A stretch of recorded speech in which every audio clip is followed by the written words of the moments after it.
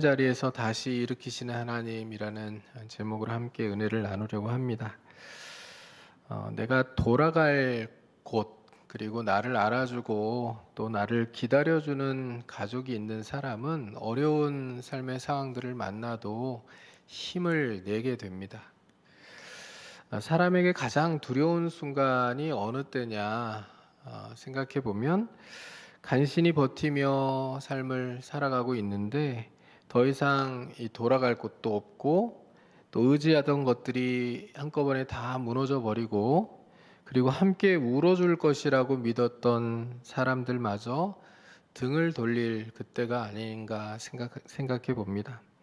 몸이 힘든 것은 견딜만 한데 그런데 더 견디기 어려운 때는 마음 둘 곳이 없어지는 그때가 정말 절망을 느끼는 그 순간들이 아닐까라는 생각들을 해봐요. 오늘 우리가 다윗 이야기를 읽었는데요. 다윗이 오늘 바로 그 자리에 서 있습니다. 다윗은 왕으로 기름 부음을 받았습니다. 그런데 아직 왕이 아닙니다. 왕이 되지 못한 채 지금 10년이 넘는 세월을 사울에게 쫓겨 도망자로 살아가고 있습니다. 하나님의 약속은 그가 왕이 되어 왕궁에 거하는 것이었지만 그런데 지금 현실은 도망자로서 광야에 거하고 있습니다. 27장을 보면 두려움에 지친 다윗이요 하나님께 묻지 않고 블레셋 땅으로 피하여 들어가는 장면을 우리가 보게 됩니다. 다윗이 오랜 생활에 너무 지쳤어요. 도망자로 살아가는 것에 너무너무 지쳐 있어요. 힘이 들어요. 그런데 돌파구가 보이지 않아요. 그런 상황 가운데서 사울이 군대를 동원하여서 자신의 생명을 찾고 있는 그런 상황 가운데서 마음의 두려움이 일어나요.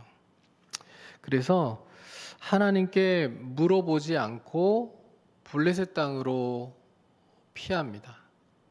사실 블레셋 땅으로 피하는 다윗의 모습을 보면 다윗이 얼마나 급했는지를 우리가 생각해 볼 수 있잖아요. 다윗이 역사의 무대에 딱 등장하는 그 순간이 언제냐면요. 골리앗을 죽인 순간이거든요. 골리앗이 블레셋이 자랑하는 장수잖아요.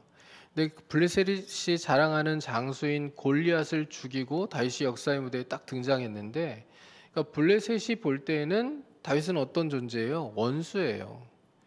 근데 원수로 생각하는 블레셋 사람들이 살고 있는 그 땅으로 피할 생각을 했다는 것은 다윗의 상황이 그만큼 다급했다는 증거가 아닐까 생각을 해볼 수 있잖아요. 그러니까 두려움에 너무 지친 나머지 가지 않아야 될 곳으로 지금 다윗이 가요. 하나님께 물어보지도 않고 가요. 그래서 27장 1절은 이렇게 시작이 되거든요. 다윗이 그 마음에 생각하기를 이라고 시작합니다. 그러니까 정상적인 경우 같으면 다윗이 하나님의 말씀을 듣고 움직여야 되는 거잖아요. 하나님께서 다윗에게 말씀을 주시고 하나님의 말씀을 따라서 다윗이 이동해야 되는데 마음에 생각해서 자기 마음대로 자기 생각대로 지금 블레셋 땅으로 피하는 게 내 생명을 건지는데 유익하겠다라고 생각하고 움직인 거예요. 여러분, 블레셋 땅은 하나님의 말씀에 의한 선택이 이루어진 피난처가 아니라 자기 안의 두려움과 이 대화한 끝에 두려움에 밀려 스스로 선택한 피난처였습니다. 그렇게 블레셋 땅에서 1년 4개월을 지내요. 블레셋 땅에서 이 블레셋 왕 아기스에게 시글락이라고 하는 땅을 분배를 받아가지고 거기에 자기 가족들과 함께한 무리들이 모여 삽니다. 그렇게 1년 4개월이 지난 거예요. 그런 다음에 블레셋과 이스라엘 사이에 전쟁이 일어나게 됩니다. 블레셋이 이스라엘을 침공할 계획을 세우는 거예요. 그러니까 블레셋 왕 아기스가요 그 전쟁을 치르는데 다윗에게 출전하도록 요청합니다. 이 전쟁에 동참해 달라는 부탁을 해요. 그래서 이 다윗이 자기의 무리들을 다 데리고 지금 블레셋 왕 아기스 앞에 서 있습니다. 자, 이게 다윗에게는 엄청나게 난감한 상황인 거잖아요. 다윗은 아직 왕은 아니었지만 이미 이스라엘의 왕으로 기름 부음 받은 자였어요. 그러니까 왕이 되는 건 시간 문제예요. 하나님께서 사울에 대하여 어떤 처분을 하실지 아직 모르지만 사울을 이미 폐위하셨는데 사울이 그 왕좌에 앉아 있는 거잖아요. 그러니까 사울이 그 왕좌에서 내려오게 되면 다윗은 기름 부음 받은 왕이기 때문에 왕이 되어 이스라엘을 다스려야 되는 상황인데 지금 자기 백성과 전쟁을 치르는 그 전쟁에 참전해야 되는 굉장히 난감한 상황이 생겨나게 된 거예요.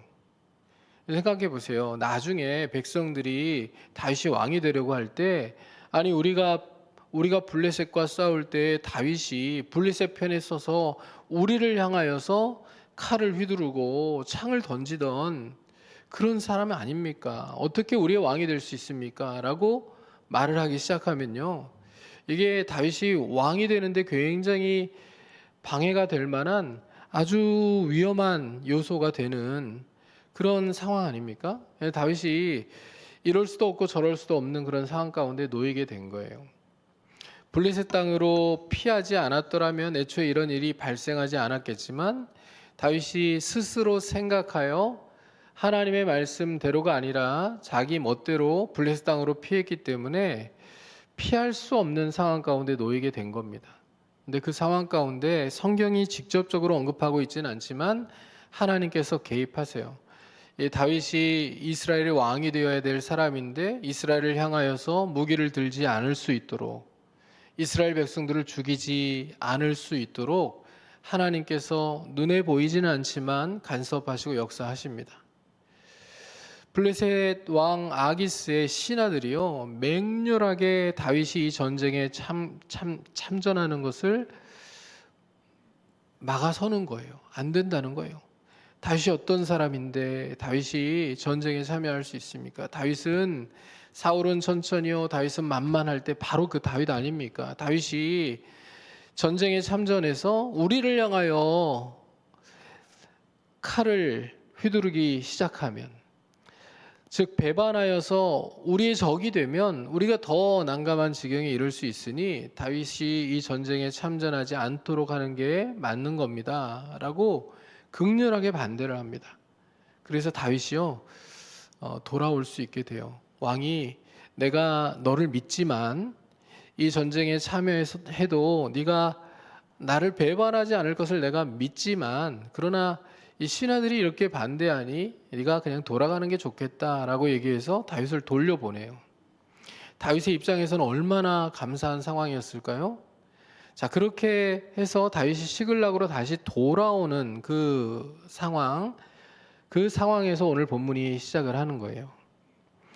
여러분, 다윗이 시글락으로 돌아옵니다. 얼마나 기쁜 마음으로 돌아왔을까요? 가족을 보고 싶고, 전쟁에 가지 않은 것이 너무 감사하고, 서로 돌아오면서 하나님이 아니면 이런 일이 일어나지 않았을 거야. 우리가 전쟁에 참여했더라면 누군가는 또 생명을 잃었을 텐데 그러지 않고 다 집으로 돌아올 수 있게 되었으니 얼마나 감사한 일이야 라는 얘기들을 나누면서 아마 집으로 돌아왔을 거예요. 그것도 서둘러서 사흘길에 시글락까지 돌아옵니다. 굉장히 기대되는 마음으로 가족을 만날 그 기대에 부풀어서 돌아왔겠죠. 그런데 돌아와 보니 어떤 상황이 생겨나게 된 겁니까? 자, 1절을 한번 보시죠. 1절부터 3절까지 말씀을 한번 읽어보겠습니다. 다윗과 그의 사람들이 사흘 만에 시글락에 이른 때에 아말렉 사람들이 이미 네겝과 시글락을 침노하였는데 그들이 시글락을 쳐서 불사르고 거기에 있는 젊거나 늙은 여인들은 한 사람도 죽이지 아니하고 다 사로잡아 끌고 자기 길을 갔더라. 다윗과 그의 사람들이 성읍에 이르러 본즉 성읍이 불탔고 자기들의 아내와 자녀들이 사로잡혔는지라. 아멘. 여러분, 돌아보니 어떤 상황이 발생했어요? 가족들을 만날 수 있었어요? 아니에요. 다윗과 그의 용사들이 이 아기스 왕의 요청을 받고 출전한 사이에 아말렉이 와서 아말렉이 침노하여서 이 마을을 쑥대밭을 만들었어요. 그 마을 자체를 다 불태워 버렸고요. 그리고 성경을 보면 뭐라고 표현되어 있습니까? 거기에 있는 젊거나 늙은 여인들 한 사람도 죽이지 아니하고 다 사로잡아 끌고 자기 길을 갔더라. 하여튼 이 마을 사람들, 여기 마을에 남아있는 모든 사람들을 다 잡아간 거예요. 애들까지도. 나이 든 사람, 또 젊은 사람, 애들까지 싹 다 잡아간 겁니다. 왜 잡아갔을까요? 노예를 삼거나 팔아먹으려고, 그쵸? 데려갔겠죠. 여기 남자들은 언급이 안 돼 있잖아요. 남자들은 다 어디 갔어요? 전쟁터에 출전했잖아요. 그러니까 이 마을이 지금 평안한 마을이었다는 것을 알게 돼요. 만일 평안하지 않았다면 여기를 지킬 수 있는 군대를 놔뒀을 텐데 전부 출전했다는 얘기는 지금 그렇게 위험하지 않은 상황이라고 판단했기 때문에 이 안에 여자들과 또 노인들과 아이들만 놔두고 출전한 거거든요. 근데 그 사이에 아말렉이 와서 싹 쓸어버렸습니다. 여러분, 그 성경학자들은요, 지금 일어난 사건이 27장의 보복이라고 얘기하거든요. 보복일 가능성이 높다라고 얘기합니다. 27장을 보면 다윗이 아말렉 지역을, 아말렉 사람들을 침노한 사건이 나와요. 그러니까 똑같이 침노라는 단어가 나와요. 그러니까 다윗이 아말렉을 침노합니다. 그랬더니 이제 30장에 이르러서는 아말렉이 다윗과 다윗의 사람들이 있는 그 시글락이라는 곳을 침노해서 다윗에게 큰 어려움을 지금 끼치고 있는 상황이 된 거예요. 학자들은 다윗이 하나님께 묻지 않고 들어가고 블레셋 땅으로 들어가고 또 다윗이 아말렉을 침노하는 그 일들도 하나님이 기뻐하시는 일들이 아니었기에, 왜냐하면 27장을 보면 다윗이 아말렉을 침노할 때 거기 있는 사람들을 싹 다 죽이거든요. 그러니까 그런 모든 상황들을 바라볼 때 지금 다윗이 자기 인생을 온전하게 돌아볼 수 있는 중요한 계기를 지금 만나게 되었다라고 해석을 하고 있는 거예요. 두려움 때문에 하나님께 묻지 않고 들어선 길, 살아남기 위해 거짓과 폭력을 행하며 살아온 시간들을 되돌아봐야 되는 그런 상황 가운데 하나님이 그를 두셨다는 거죠. 지금 다윗의 눈앞에 놓인 현실은 그야말로 참담함 그 자체입니다. 인생이 무너진 것 같은 그런 시간이에요. 근데 여러분 자세히 본문을 보시면요, 우리가 1절부터 3절까지 말씀을 읽었잖아요. 제가 아까 하나님의 직접적인 개입이라고 성경은 언급하고 있지는 않지만 다윗이 이스라엘과의 전쟁에 참전하지 않게 된 것도 하나님께서 간섭하신 일이라고 해석할 수 있다고 말씀드렸죠. 근데 1절부터 3절까지에도 그런 하나님의 보이지 않는 개입, 간섭이라고 생각할 수 있는 상황이 나와요. 자세히 읽어보시면, 관찰을 잘 하시면 우리가 발견할 수 있습니다. 그게 뭐냐면요, 아까 제가 27장에서 다윗은 아말렉을 침노할 때 거기 있는 모든 사람들을 다 죽였다고 얘기했잖아요.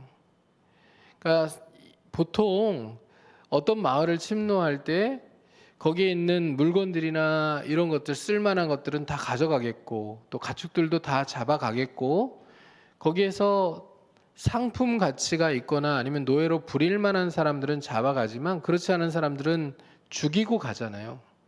근데 여기 지금 죽은 사람이 있어요, 없어요? 죽은 사람은 한 사람도 없어요. 다 사로잡혀 갔는데 전부 살아있는 거예요. 아직 한 사람도 죽지 않은 거예요. 자, 이런 상황들을 여러분 보신 적 있어요? 드라마 잘 보시잖아요. 드라마 보면 어느 마을 막 침노해서 들어가면 거기 죽는 사람이 꼭 나와요, 안 나와요? 나오죠. 죽거나 다치거나 뭐 이런 사람들이 나오게 되어 있잖아요. 안 죽을 수가 없어요. 그런데 한 사람도 안 죽었어요. 2절을 보니까 어떻게 돼 있어요? 거기에 있는 젊거나 늙은 여인들은 한 사람도 죽이지 아니하고 다 사로잡아 끌고 자기 길을 갔더라. 3절 뒷부분에 봐도 자기들의 아내와 자녀들이 사로잡혔는지라 이렇게 돼 있잖아요. 죽은 사람이 없어요. 자, 하나님이 개입하신 거예요? 개입하지 않은 거예요? 우리는 알아요. 우리는. 성경 기자가요. 이 말씀을 통해서 우리에게 알려주고 있는 게 있어요. 뭐냐면 하나님이 이 모든 상황 가운데 개입하셨다. 함께하고 계신다. 지금 위급하고 어려운 상황들이 발생했지만 그 가운데서도 하나님이 역사하고 계신다라는 것을 우리로 하여금 알게 해주는 거예요. 그런데 당사자들은 알까요? 모를까요? 시글락에 딱 가봤더니요. 아무도 보이지 않아요. 물론 쓰러져서 죽어있는 사람들은 없으나 근데 그 사람들이 어떻게 됐는지는 알 수가 없잖아요. 마을은 다 폐허가 되어서 지금 불타오르고 있고 그리고 사람은 보이지 않아요. 죽었는지 살았는지 알 수가 없잖아요. 끌고 가다가 어디서 죽였을지 모르는 거고 또 땅을 파고 한 곳에다 묻어버렸을지도 모르는 거고 어디다 팔았을지도 모르는 거고 모르는 거잖아요. 어떤 일이 발생하고 있는지를 모르는 거잖아요. 모르니까 사실 6절과 같은 반응을 하게 되는 거거든요. 6절을 보면 이렇게 기록되어 있어요. 백성들이 자녀들 때문에 마음이 슬퍼서 다윗을 돌로 치자 하니. 만일에 알았더라면요. 다윗을 돌로 치자고 했겠어요? 아니면 다윗을 이렇게 재촉해서 사로잡혀간 우리 자녀들 그리고 아내 그리고 노인들을 다 찾아오자고 백성들이 그렇게 얘기를 했겠어요. 아니 알았더라면요 다윗을 재촉했겠죠. 빨리 찾으러 가자고. 그런데 몰랐어요. 하나님의 간섭하심과 역사하심에 대하여서 지금 현장에 있는 사람들은 알지 못한다는 거예요. 그리고 나서 어떻게 합니까? 울죠. 울어요. 여러분 우리가 이 말씀을 통해서 우리 삶을 좀 돌아봤으면 좋겠어요. 다윗과 무리들에게는 분명히 폐허만 보였지만요. 보이지 않는 곳에서는 하나님에 의하여 생명이 보존되고 있었잖아요. 우리 삶에도 마찬가지 상황일 수 있는 거예요. 우리 삶 속에서도 우리 눈에 보이는 장면들이 전부가 아니라는 사실을 우리가 기억하며 살아갔으면 좋겠어요. 내 눈에 보이는 것, 내가 지금 경험하고 있는 것이 전부가 아니다라는 사실을 우리가 기억하며 살아갈 수 있었으면 좋겠어요. 내가 지금 힘들고 어려운 상황들을 만나고 경험하고 있을 수 있지만 그러나 내 뒤에서는 나를 사랑하셔서 자기 아들까지도 나를 위하여 내어주신 아버지 하나님께서 지금도 선하게 내 삶의 뒤에서 나를 위하여 역사하고 계심을 우리가 믿으면서 힘을 얻는 하나님의 사람들로 살아갈 수 있기를 주님의 이름으로 축복합니다. 우리 눈에 보이지 않아도 살아 역사하시는 하나님의 섭리가 우리 삶 전체를 다스리시고 주장하고 계심을 우리가 한순간도 잊어버리지 않는 믿음의 인생이었으면 좋겠어요. 다시 본문으로 돌아와 보면요. 눈앞에 보이는 상황들로 인해서 다윗과 일행들은 울 기력조차 남지 않을 정도로 눈물을 흘립니다. 성경 본문을 한번 보세요. 4절 말씀을 보면 이렇게 기록되어 있어요. 다윗과 그와 함께한 백성이 어떻게 해요? 울 기력이 없도록 소리를 높여 울었더라 이렇게 되어 있어요. 울 기력이 없도록 소리를 높여 우는 거. 여러분 이게 어떤 상황인지 한번 경험해 보신 적이 있나요? 이제 울 힘도 없어요. 너무 많이 울어가지고 막 소리를 높여서 막 엉엉 울었더니 나중에는 목소리도 안 나오고 이제 더 이상 눈물도 안 나오는 정말 울 기력조차 남아있지 않는 그런 슬픔의 상황이 이들이 처한 상황이에요. 누가 울었어요, 여러분? 누가 울었어요? 저를 보시지 말고 성경을 보시면 누가 울었어요? 그와 함께한 백성이 울었죠. 또 누가 울었어요? 다윗이 울었어요. 하나님의 마음에 합한 사람, 하나님의 마음에 쏙 드는 사람, 정말 위대한 믿음을 가진 사람, 믿음의 대명사 다윗도 울었어요. 성경은요, 믿음의 사람을 어떤 상황에서도 울지 않는 사람이라고 얘기하고 있지 않아요.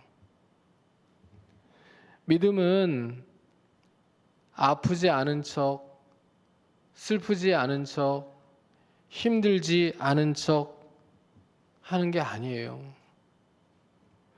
하나님 앞에서 힘든 것을, 아픈 것을, 슬픈 것을 숨기지 않는 정직함이 오히려 믿음이라고 얘기할 수 있어요. 하나님, 저 너무 힘들어요.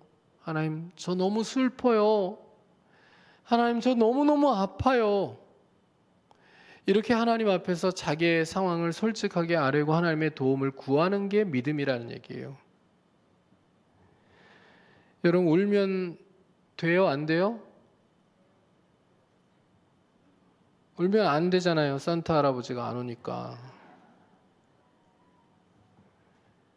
울어도 돼요, 여러분.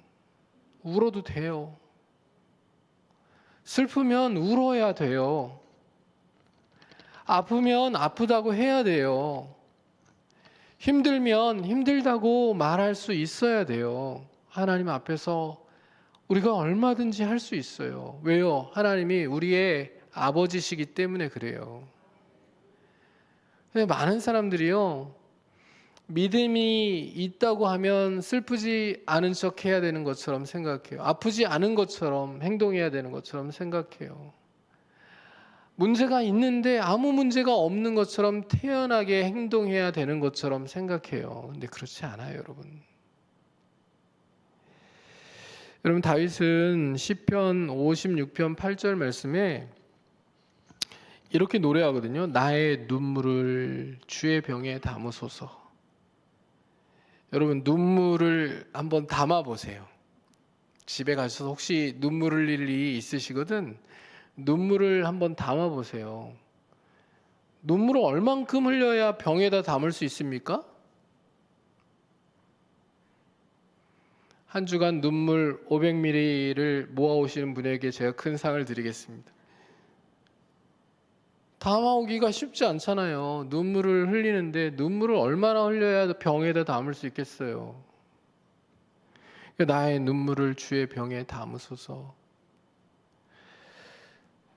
솔직하게 하나님 앞에 눈물을 흘리며 슬픔을 아뢰이며 기도하잖아요. 사람들은 눈물을 빨리 닦으라고 말하지만, 그러나 하나님 눈물을 빨리 닦으라고, 야, 눈물을 흘리는 게 얼마나 믿음 없는 일이고 창피한 일인지 아냐? 눈물 빨리 닦아. 이렇게 말씀하시지 않아요. 하나님, 우리의 눈물을 받으세요. 우리의 눈물을 기억하시는 거예요. 우리의 눈물을 보시고 우리의 눈물을 닦아 주기를 원하시고, 우리의 눈물이 그칠 수 있도록 우리 삶의 뒤에서 역사하시는 분이 하나님이시라는 얘기예요. 그러니까 우리 울어도 돼요, 여러분. 기도할 말이 남지 않았을 때요, 정말 열심히 하나님 앞에 토해놓고 기도하는데, 기도할 말이 이제 더 이상 어떤 말로 기도해야 될지도 모르는 그런 순간이 우리에게 찾아올 때가 있는데, 그런 때는 눈물 그 자체가 기도가 되기도 해요. 우리의 눈물이 기도가 되기도 한다고요. 우리가 속으로 삼키는 그 신음소리가 하나님 앞에 들리는 기도소리가 되는 것처럼, 우리가 흘리는 그 눈물이 하나님 앞에 기도가 되기도 한다고요. 믿음은 눈물을 우리 인생에서 지우지 않아요. 하나님과 함께 그 눈물 골짜기를 통과해 가면 된다고 우리에게 말하는 거예요. 여러분, 삶의 모든 상황 가운데서 바라기는 힘들지 않고 아프지 않고 또 눈물 흘릴 일이 없는 그런 인생을 살아가기를 간절히 소원하지만, 그런 상황들이 되신다면 여러분 그 눈물 골짜기를 하나님과 함께 통과하여 승리하시는 하나님의 사람들이 되실 수 있기를 주님의 이름으로 축복합니다. 네, 여러분 이제 눈물을 흘릴 때 어떻게 흘려야 되는지도 우리가 생각해야 돼요.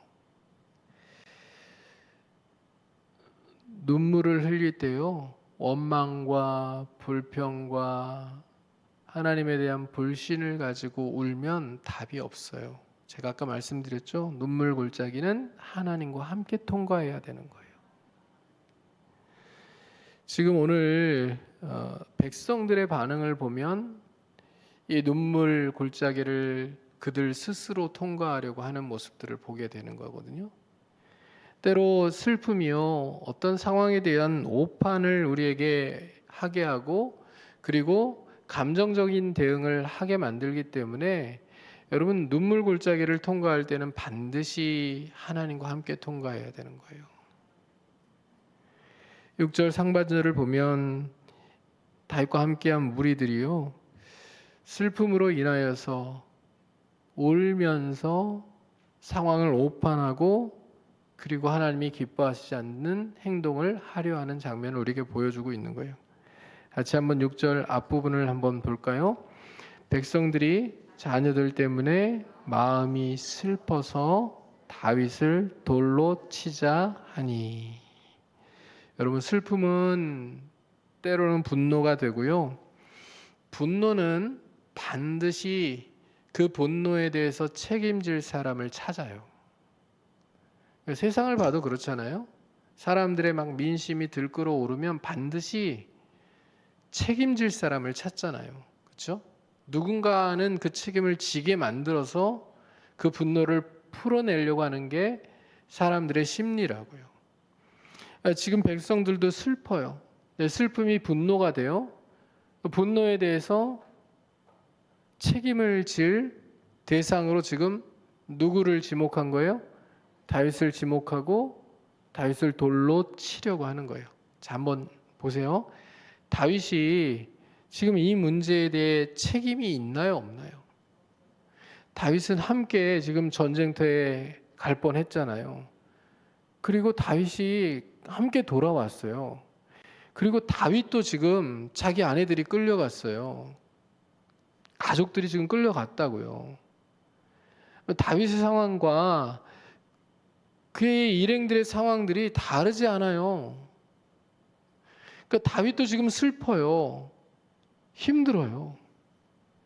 그런데 무리들은 책임질 사람으로 다윗을 딱 지목하고요. 다윗을 돌로 쳐 죽이려고 하는 거예요. 너 때문이야. 너 때문에 이렇게 된 거야. 네가 지금 우리를 시글락으로 데리고 와서 이렇게 된 거야. 자, 어떤 일들이 잘 될 때는 누구 탓? 내 탓. 내 덕이죠, 내 덕. 안 될 때는, 안 될 때 내가 잘못했어요. 저 때문이에요. 제가 실수했어요. 죄송해요. 이렇게 안 하잖아요. 안 될 때는 남 탓. 잘 될 때는 자기 덕. 이게 사람의 심리잖아요. 백성들이 그렇게 움직이는 거예요. 네가 우리를 여기 데려와서 그래. 우리 때문에, 너 때문에 지금 우리가 이렇게 된 거야. 어떻게 책임질 거야? 여러분 다윗의 상황이요, 최악이죠. 진짜 다 무너졌어요. 가족도 빼앗겼어요. 그리고 함께하던 동료들이요, 등을 돌리고 자기를 죽이려고 돌을 들었어요. 기댈 데가 없어요. 돌아갈 곳이 없어요. 의지할 곳이 없어요. 사면 초가예요. 최악의 상황이에요. 그런 상황에서 다윗이 어떻게 행동하고 어떻게 그 상황들을 이겨내는지 오늘 성경이 우리에게 말씀하고 있거든요. 6절의 하반절 말씀이에요. 뒷부분을 볼까요? 같이. 다윗이 크게 다급하였으나 그의 하나님 여호와를 힘입고 용기를 얻었더라. 아멘. 다윗이 크게 다급하였다라고 얘기하죠. 다윗이 최악의 상황 가운데 놓인 거예요. 돌로 쳐서 죽이려고 하는 사람들 앞에 지금 놓여 있잖아요. 크게 다급한 상황이에요. 위급한 상황이에요. 그런데 성경이 이제 이렇게 이어져 가잖아요. 다윗이 크게 다급하였다. 그러나 이렇게 되어 있는 거거든요. 그러나가 중요해요, 여러분. 자, 여러분의 인생에 크게 다급한 상황이 일어나지 않기를 주님의 이름으로 축복합니다. 혹시 다급한 상황이 일어나면 그러나가 여러분에게 있기를 주님의 이름으로 축복합니다. 그러나가 되게 중요해요. 그러나. 현실이 바뀌지 않았어요. 불탄 성읍은 그대로이고 가족의 행방은 모르고 부하들의 분노도 아직 가라앉지 않았어요. 그런데 다윗의 인생의 방향이 바뀌는 장면이에요. 자, 27장부터 보면 그가 마음에 생각하기를 자기 마음대로 생각했어요. 그리고 움직였잖아요. 그렇죠? 그러니까 하나님의 말씀에 따라서 움직여가던 다윗의 모습이 잠시 사라진 것 같은 그런 모습이 지금 이 시글락에 도착하기 전까지 계속 보이던 모습이에요. 그런데 이 다급한 순간에 다윗의 인생이 바뀌어요. 그가 늘 의지해왔던 하나님을 향하여 서게 되는 거예요. 저는 이게 되게 중요한 모습이라고 생각해요. 여러분, 오늘 다윗의 모습을 보면요, 우리가 또 한 사람을 생각하여 비교하면서 묵상을 하게 되거든요. 그게 누구냐면 사울이에요. 사울. 지금 이제 우리가 문맥을 좀 넓게 넓혀놓고 성경을 읽어가야 되는데 27장부터 계속 이어지는 문맥이에요. 자, 이스라엘과 블레셋이 전쟁을 치르려고 하는 상황 가운데서 다윗이 지금 전쟁터에 나가지 않고 돌아온 거잖아요. 그러면 이스라엘과 블레셋이 전쟁을 치를 때 이스라엘의 선두에 서서 전쟁을 치러야 되는 사람이 누구예요? 사울이죠. 사울 왕이에요. 사울 왕도 강력한 이 블레셋의 군대와 맞서 싸우기 위해서 최선을 다해 준비해야 됐지만 그러나 전력상 완전히 열세였거든요. 그래서 28장 5절을 보면 이렇게 기록되어 있어요. 사울이 블레셋 사람들의 군대를 보고 두려워서 그의 마음이 크게 떨린지라 이렇게 말씀하고 있어요. 자, 다윗도 지금 돌로 치려고 하는 사람들 때문에 마음이 다급하였죠. 같은 단어는 아니지만 지금 사울은 블레셋 사람들의 군대를 인하여 마음이 크게 떨리는 상황, 다급한 상황에 이르게 된 거예요. 두 사람 다 위기 상황을 맞았어요. 그러나 두 사람이 향한 방향이 서로 완전히 달라요. 사울은 이 위기의 상황에서 하나님께 묻고 또 묻는데 하나님이 말씀을 안 하시자 하나님이 기뻐하시지 않는 최악의 선택을 해요. 하나님께로부터 등을 돌리는 거예요. 하나님을 향하여 서야 되는데 하나님께 등을 돌리고요. 엔돌의 신접한 여인을 찾아갑니다. 그런데 다윗은요, 이 위급한 상황에 그러나 하나님을 향하여 서게 되고요. 그의 하나님 여호와를 힘입고 용기를 얻었다 이렇게 말씀하고 있는 거예요. 여기 그의 하나님 여호와를 힘입고 용기를 얻었다 이렇게 된 이 표현은요, 문자적으로 그대로 번역하면 다윗이 하나님 안에서 자신을 강하게 했다라는 의미예요. 다윗이 하나님을 향하여 서고요, 그 하나님 안에서 자신을 강하게 세우는 거예요. 이게 마음속으로 나는 할 수 있다 이걸 되뇌이는 게 아니라는 얘기입니다. 여러분, 두 사람의 삶의 방향이 반대로 향하잖아요. 똑같이 위기의 상황을 맞았는데 사울은 하나님이 기뻐하시지 않는 엔돌의 신접한 여인에게로 향하여 가고 또 이 여인으로부터 어떤 이야기를 듣게 됩니까? 그 자신이 이 전쟁에서 죽게 될 것이라는 얘기를 듣게 돼요.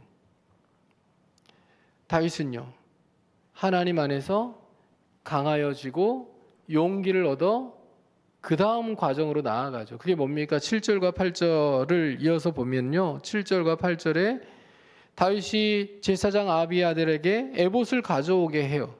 에봇을 가져오는 것은 에봇이 하나님께 하나님의 뜻을 묻는 도구로 쓰여졌잖아요. 그러니까 하나님의 뜻을 묻기 위해서 에봇을 가져오게 하고요, 물어요, 하나님께.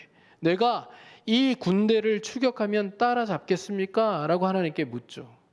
그리고 하나님 답하세요. 뭐라고 답하십니까?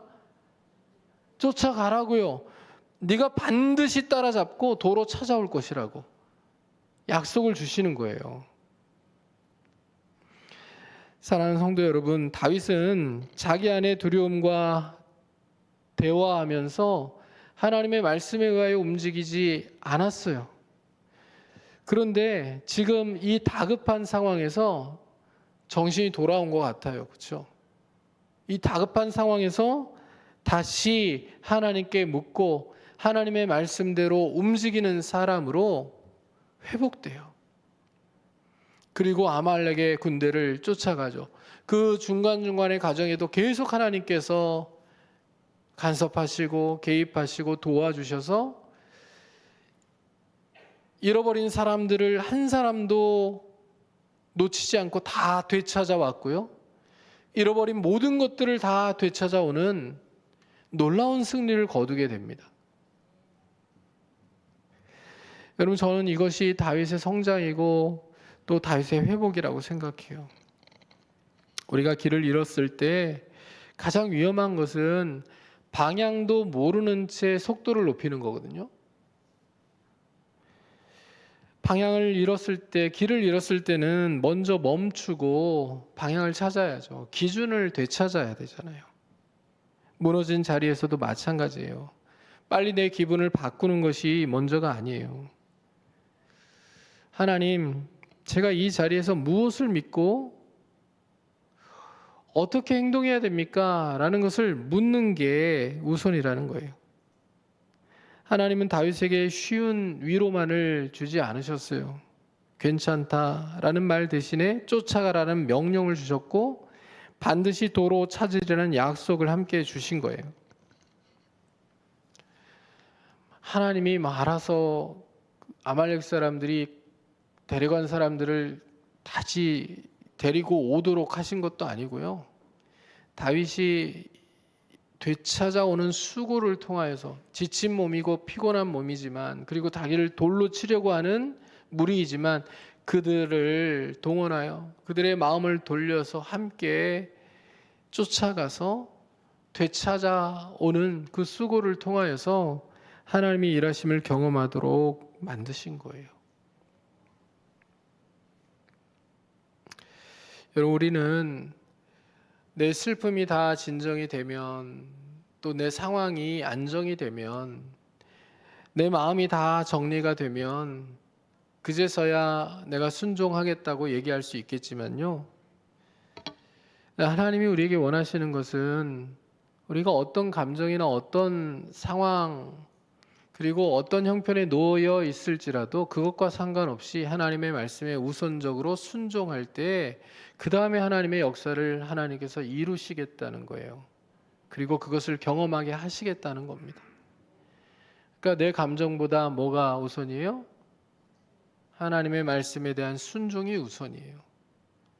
내 상황과 형편보다 항상 앞서야 되는 것은 하나님의 말씀에 대한 순종이라는 것을 여러분, 우리가 잊어버리지 않을 수 있었으면 좋겠어요. 다윗이 하나님께 묻고 하나님의 약속을 듣고 가야지만 되찾아올 수 있는 거지, 아직 슬프다고, 아직 상황이 정리가 되지 않았다고 주저앉아 있으면 아무런 일도 일어나지 않는다는 거예요. 여러분, 하나님께 우리는 다윗이 물은 방법으로 물을 수가 없어요. 그렇죠? 에봇이 있지도 않고 여기 계신 많은 분들이 에봇이 어떻게 생겼는지도 모르실 거지만 에봇으로 우리가 하나님께 물을 필요가 없어요. 그리고 다윗이 들었던 방식으로 하나님께 하나님의 음성을 들을 수가 없어요. 하나님께 묻고 듣는다는 말은요, 그냥 마음속에 떠오르는 모든 생각을 다 하나님의 음성이라고 판단하고 행동한다는 것을 의미하는 게 아니에요. 그렇죠? 우리에게는 하나님의 말씀인 성경이 있어요. 성경을 통하여서 우리가 묻는 질문에 대한 하나님의 답을 우리가 찾아야 돼요. 맞죠? 우리가 우리 인생에 대한 수많은 질문들을 하나님 앞에 던지고 그 질문에 대한 답을 하나님의 말씀을 통해 찾아야 돼요. 오늘 밤에 꿈꾸면 되지 이렇게 생각하지 마세요. 하나님 꿈으로 역사하실 수도 있는 분이시지만 그 가능성이 극히 드물어요. 저는 그렇게 생각해. 하나님 가끔 꿈으로 말씀하시긴 하시지만 진짜 비상수단으로 하나님이 그렇게 사용하시는 거지, 이 꿈을 우선시하고 신뢰를 하면 안 되거든요. 꿈이나 계시나 이런 것들을 의존하는 것은 올바른 신앙이 아니에요. 그냥 우리는 개혁주의 신앙 안에서 이렇게 생각했으면 좋겠어요. 한번 따라해 보세요. 오직 말씀만이 하나님의 뜻을 우리에게 깨닫게 해주시는 도구다. 아멘입니까? 그럼 자꾸 꿈을 꾸면 어떻게 생각하시면 돼요? 대부분은 개꿈이고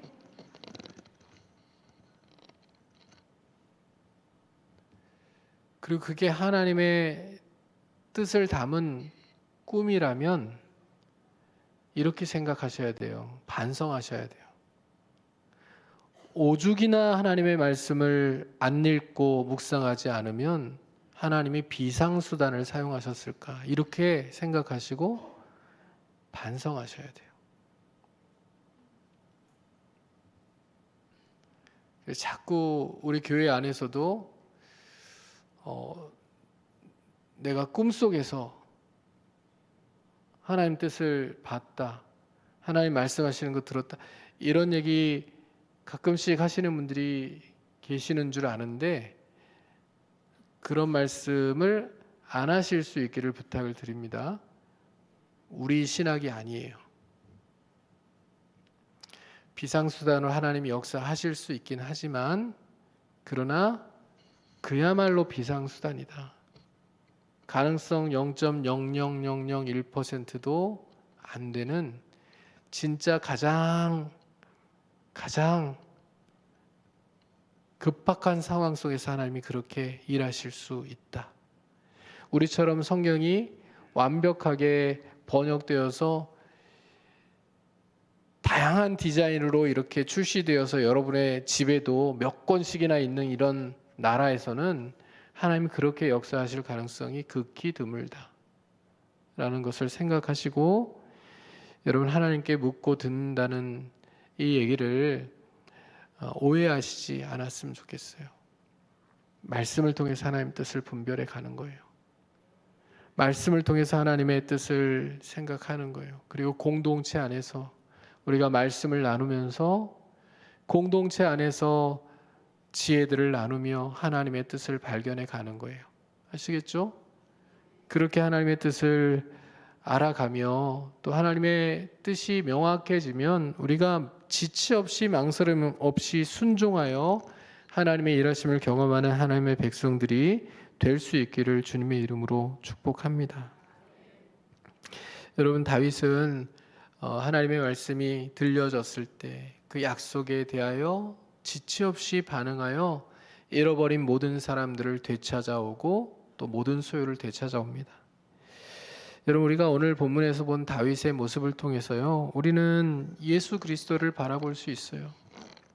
우리 주님도 죄와 죽음에 사로잡힌 자기 백성들을 되찾아오셨죠. 그렇죠? 십자가를 통하여서. 그 가운데 우리도 속해 있는 겁니다.